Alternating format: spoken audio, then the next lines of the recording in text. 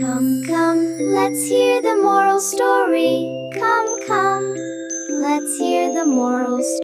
We begin with Hedgeflower, a fairy whose home is a thorny wild rose bush at the edge of an ordinary field.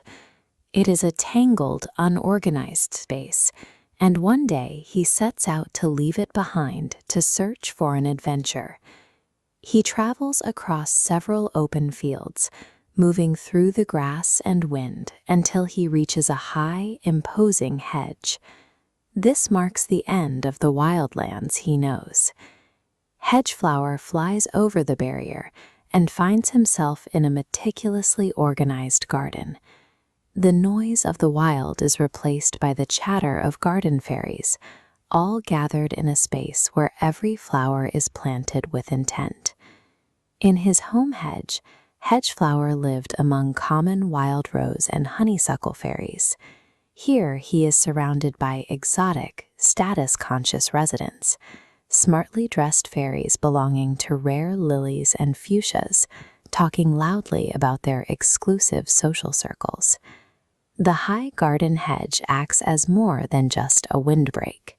It is a physical boundary that separates the splendid garden from the common fields, enforcing a social hierarchy that thrives on being closed off from the outside world. The most exclusive part of this environment is the glass house. Inside, the air is still, and the flowers are even more foreign. Hedgeflower walks through a crowd of green fern fairies and aristocratic begonias, all gathered for a party hosted by the princess. This chart visualizes the concept of hyper-curation. A natural ecosystem, like the one on the left, relies on overlapping, unpredictable inputs. But in the glasshouse, these are replaced by a rigid, isolated grid where every variable is controlled.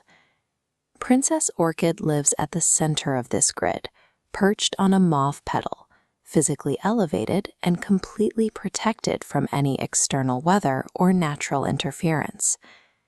While the begonia and fuchsia elites use the party to network and display their finery, Hedgeflower sits quietly in a clump of ferns.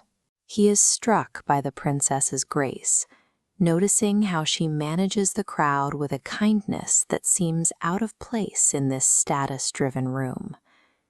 The glass house provides its residents with total physical security. However, this protection requires them to live entirely behind a barrier, removed from the direct movement of the wind and the warmth of the sun.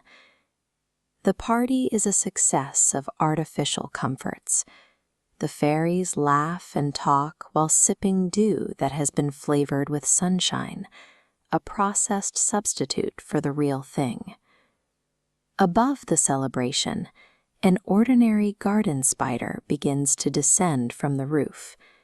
It is spinning a web, focused entirely on its own path as it drops lower toward the princess.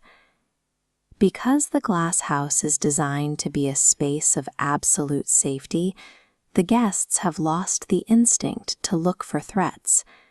They continue their conversations, completely unaware of the heavy weight descending from above.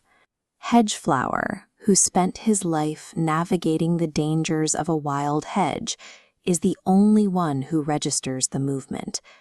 He flies from his ferns and flings himself at the spider to stop it. He is too late. The spider falls directly onto the orchid.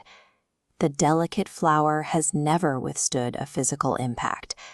Under the spider's weight, the mauve petals are instantly crushed, and the home is shattered. The princess flies safely to the ground, but she is left looking at a ruin.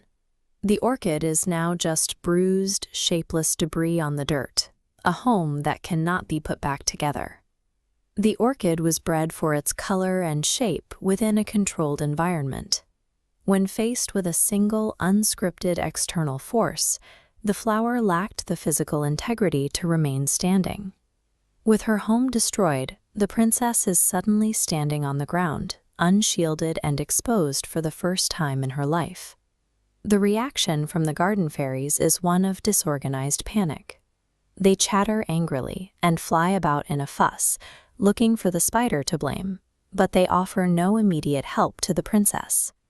When they finally offer solutions, they are entirely based on aesthetics. The fuchsia fairies offer her a spare bud, while Prince Begonia insists she move into one of his magnificent palaces to maintain her status. The elite fairies begin to argue with one another about which flower is the most fit place for a princess to live. They focus on color matching and prestige, while the princess herself stands ignored in the foreground. In this moment of crisis, the social hierarchy of the garden proves to be as fragile as the orchid. It is a system built on appearances, and it lacks the practical grounding to address the reality of someone who has lost everything. The princess ignores the bickering of the lilies and begonias. She isn't looking for a more opulent palace or a better colored flower. She asks for the fairy who tried to save her home. When Hedgeflower is pushed forward, she ignores his simple appearance and offers to go with him. This diagram shows the choice the princess is making. On the left is the glass house, a barrier providing safety but blocking the world. On the right is Hedgeflower's home, labeled friction, a common hedge where protection comes only from sharp thorns. Hedgeflower warns her that his home is unshielded and that there are thorns around it. The princess responds that a fairy should be under the open sky, choosing the presence of the sun over the safety of the glass. For the princess, leaving the garden means trading a life of perfect safety for one that includes both the thorns and the open sky.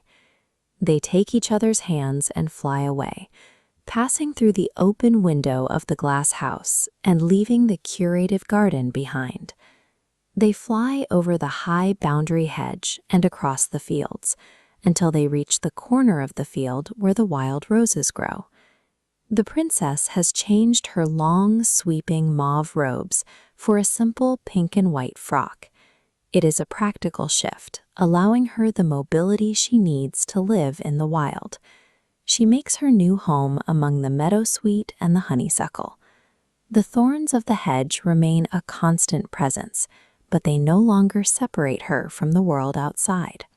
The story of the princess and Hedgeflower suggests that a life of curated comfort is a life lived behind a screen.